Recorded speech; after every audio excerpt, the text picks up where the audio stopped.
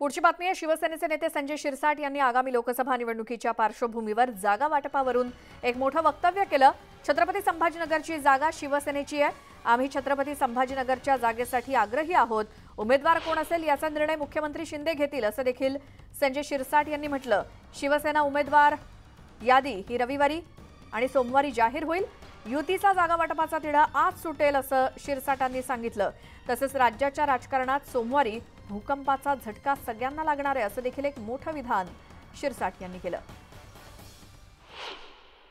तुम्हाला या 2 दिवसानंतर आमच्याकडे येणाऱ्याची संख्या जर पाहिली तर तुम्हाला आश्चर्य वाटल्याशिवाय राहणार नाही। मोठे जे काही भूकंप आहेत हे येत्या सोमवारी तुम्हाला पाहायला मिळतील।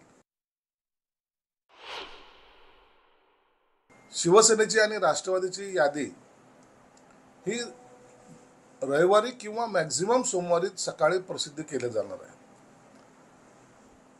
यामध्ये ज्या 1-2 जागेचा डिस्प्यूट वाटतो किंवा 1-2 जागा ज्याची जी ओढाताण चालू आहे त्याचा तिढा आज संपेल किंवा जास्तीत जास्त उद्या दुपारपर्यंत संपेल अशी आम्हाला आशा आहे। म्हणून रविवारपर्यंत या सर्व उमेदवाराची यादी माननीय मुख्यमंत्री, माननीय उपमुख्यमंत्री दोन्ही हे जाहीर करतील।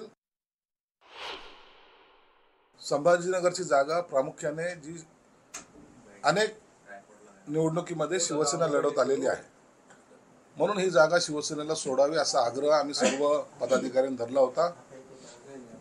मला वाटतं त्याबद्दल युतीमध्ये एकमत होण्याची शक्यता आहे आणि ही जागा शिवसेनेला सुटेल असा आमचा कयास आहे। जागा सुटल्यानंतर उमेदवार कोण असेल याचा निर्णय सर्वस्वी एकनाथ शिंदे साहेब घेणार।